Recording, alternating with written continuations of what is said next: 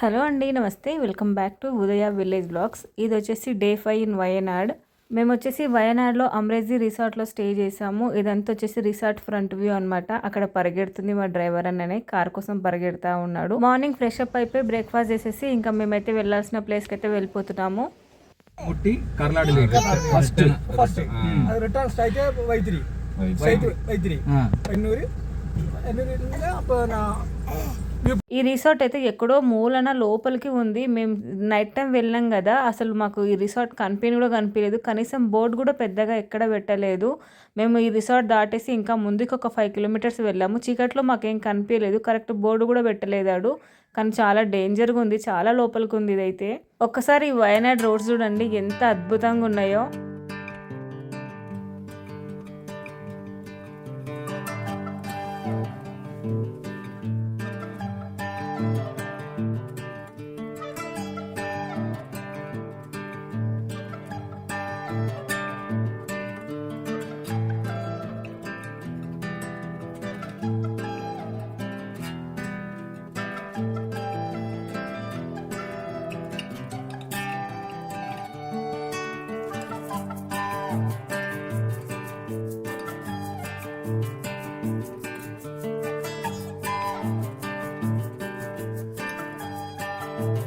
ఇప్పుడు మేము వచ్చిన ప్లేస్ వచ్చేసి బనాసురా డ్యామ్. ఈ బనాసురా డ్యామ్ వచ్చేసి మన అమ్రేజీ రిసార్ట్ నుంచి ఒక 25 కిలోమీటర్స్ దూరంలో ఉంది.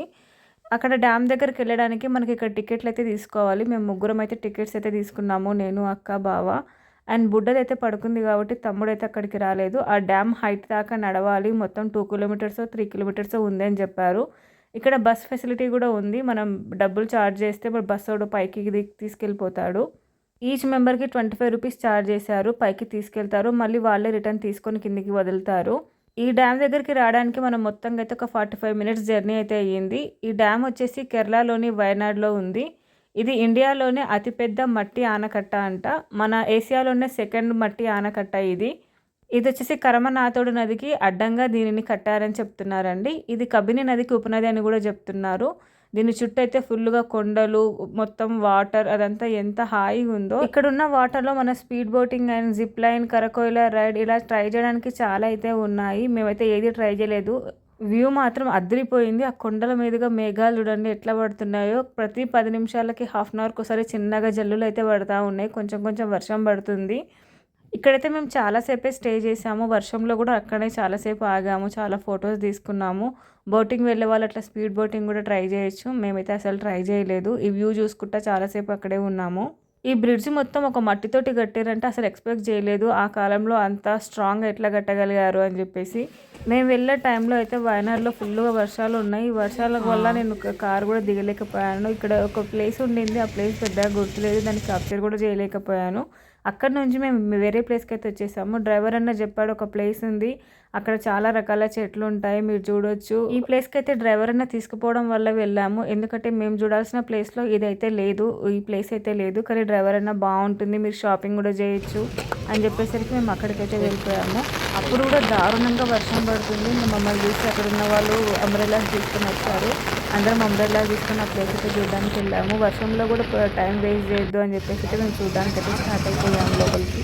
మా బుడ్డదానికి అంబ్రెల్లా అంటే బాగా ఇష్టం. అందులో చిన్న అంబ్రెల్లా ఇచ్చేసరికి అది ఎంత మురిసిపోతుందో. ఇక్కడైతే గార్డెన్ విజిట్ అని చెప్పేసి ఒక్కొక్క ప్లాంట్ గురించి ఎక్స్ప్లెయిన్ చేశారు తను.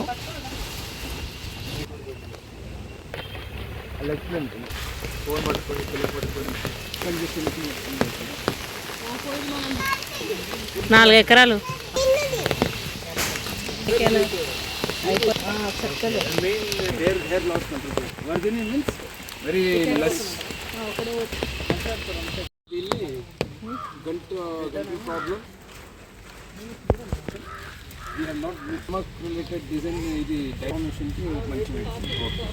మూడు మనం కంట్రోల్ చేస్తే స్పీకింగ్ గుడ్ తెలుగు. ఓకే ఉన్నారు దీన్ని there dishes. Okay and this is high flower ఉందా, ఫ్లవర్లో బీజ్ రీచ్ ఎయిర్ నట్ మగ్ చేస్తే okay stone melts and it becomes free, you know. ఇంగువ ప్లాంట్ హార్ట్ అటాక్ వచ్చిన వాళ్ళకి దాన్ని కంట్రోల్ చేస్తుందంట. ఫీవర్, ఒరిల్లా. is this? That is honey. Hair loss Neelambari. దానికి ఇది పాసిబుల్ బికాజ్ చాలా దూరం. గార్డెన్ విజిట్ అయిపోయాక మేము కేరళ గుర్తుగా ఏదైనా షాప్ చేద్దాము అనుకున్నాము. కేరళ శారీ ఒకటి తీసుకుందాం అని చెప్పి షాపింగ్కి అయితే వెళ్ళిపోయాము. తర్వాత ఎందుకో అనిపించింది మనం శారీస్ తీసుకున్నా కట్టుకోం కదా, ఎందుకు డబ్బులు వేస్ట్ చేయడము అని చెప్పేసి అక్కడ నుంచి అయితే స్టార్ట్ అయిపోయాము. మేము వచ్చిన ప్లేస్ వచ్చేసి కర్లాడ్ లేక్. అక్కడ వచ్చేసి వెహికల్ పార్కింగ్ చేసుకున్నాము. ఇక్కడ కర్లాడ్ లేక్ వచ్చేసి ఇది కేరళలోని వయనాడ్లో ఉంది. ఇది బెస్ట్ టూరిస్ట్ ప్లేస్లో ఒకటని చెప్పొచ్చు. చాలా చాలా బాగుంది. ఇక్కడైతే టికెట్ కౌంటర్ దగ్గర మేము టికెట్స్ అని తీసుకొని లోపలికి అయితే వెళ్ళిపోయాము. ఇది వచ్చేసి మార్నింగ్ 10 AM నుండి ఈవినింగ్ 5 PM వరకు అయితే ఓపెన్ ఉంటుంది. ఈచ్ పర్సన్కి ఒక 50 రూపీస్ ఏమో ఛార్జ్ చేశారు టికెట్. లోపలికి వెళ్ళినాక మళ్ళీ బోటింగ్ కానీ మనం వేరేది ఏదైనా సపరేట్గా ఎక్స్పీరియన్స్ అవ్వాలి అనుకుంటే వాళ్ళు సపరేట్ ఛార్జెస్ తీసుకుంటామని చెప్పారు. ఇక్కడ పిల్లల కోసం సపరేట్ పార్క్ కూడా ఉంది. పిల్లలు ప్రతిదీ ఎక్స్పీరియన్స్ చేయొచ్చు, ఆడుకోవచ్చు అని చెప్పేసి మేము డైరెక్ట్గా లేక్ దగ్గరికి అయితే వెళ్ళిపోయాము. మేము లేక్ అటువైపు ఉంది అనుకుని అటువైపు నడుచుకుంటూ వెళ్ళాం. దానికి ఆపోజిట్ సైడ్ లేక్ అయితే ఉంది. వ్యూ మాత్రం మస్తు ఉంది. అసలు చాలా బాగుంది ఈ లేక్ కానీ లేక్ వ్యూ కానీ. ఇక్కడ వచ్చేసి మేము బోటింగ్ చేద్దామని చెప్పేసి ప్రైజెస్ అయితే అడిగాం. ఈచ్ మెంబర్కి 300 రూపీస్ ఏమో ఛార్జ్ చేశారు. అయితే అయ్యిందిలే, ఎట్లయినా సరే మనం ఈ బోటింగ్ అనేది చేయాలని చెప్పేసి మా బావ అయితే 4 టికెట్స్ అయితే తీసుకున్నాడు. నా బుడ్డదానికైతే టికెట్ అయితే లేదు, మా నలుగురికి మాత్రమే మేము టికెట్ అయితే తీసుకున్నాము. ఇక రంగంలోకి దిగాలని బందోబస్తుతోటి అందరం ఫుల్గా రెడీ అయిపోయి దిగినాము. అక్కడికి దిగినాక తెలిసింది అసలైన ట్విస్ట్ అనేది. మేము అనుకున్నాము మాకు డ్రైవర్ అనేది ఉంటాడు, బోట్ ఎక్కినప్పుడు డ్రైవర్ నడుపుతాడు అనుకున్నాము. కానీ ఇది వచ్చేసి పైడలతోటి మనం పైడలతోటి తొక్కుతాం చూడండి, ఆ బోటు. మేము అది లోపలికి ఎక్కినాక మాకు తెలియదు, కనీసం ఆయన చెప్పని కూడా చెప్పలేదు. లోపలికి వెళ్ళినాక చూడండి సుక్కలు కనిపించినాయి.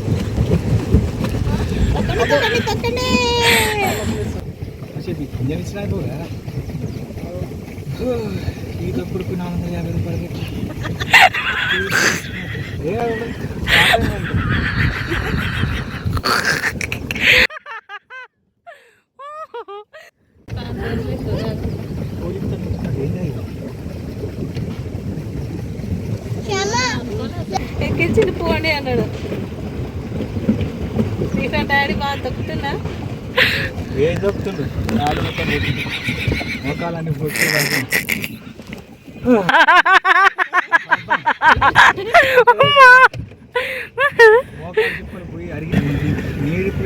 ఇక్కడ మేము నలుగురము తలా 70 కిలోలు వేసుకున్న 280 కిలోలు. మా బరువుకి అసలు బోట్ అస్సలు జరగట్లేదు. పాపం తొక్కి వాళ్ళ కాళ్ళు పోయినాయి కానీ మా బోట్ ఒక ఇంచు కూడా జరగట్లేదు. నాకు అనిపించింది ఓ టైంలో ఇది బోట్ కిందగిన పడితే మేము పరిస్థితి ఏంది, అసలు ఈత కూడా రాదు కదా అని చెప్పేసి. కనీసం మేము ఏ ప్లేస్ నుంచి స్టార్ట్ అయ్యామో ఆ ప్లేస్కి వెళ్తామా అని కూడా ఒక క్వశ్చన్ వచ్చింది నాకు. చాలా భయం వేసింది కానీ మస్తు ఉండే. అసలు తొక్కేటప్పుడు ఎంత నవ్వుకున్నామో.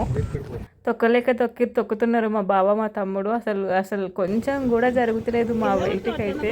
ఇట్లా ఉంటుందంటే అసలు ఎక్కేదాళ్ళం కూడా కాదు. డ్రైవర్ వస్తాడు అనుకున్నాం కానీ డ్రైవర్ మొత్తం మా చేతికే ఇస్తాడని అస్సలు అనుకోలేదు. ఇది నేను చాలా బోట్లు ఎక్కాం కానీ ఇదైతే ఇంకా బాగుంది. మస్తు ఎక్స్పీరియన్స్, చాలా బాగుంది అనిపించింది, డిఫరెంట్గా అనిపించింది.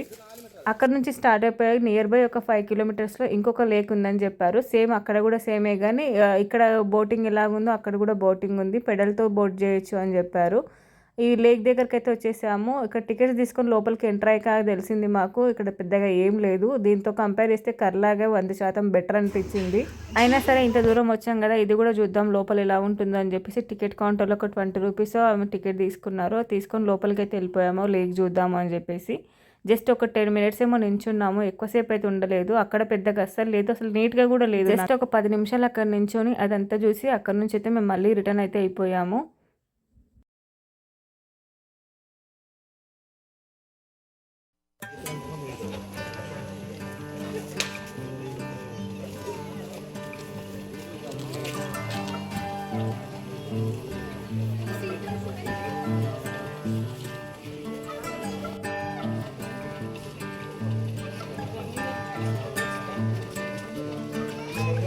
ఏముంది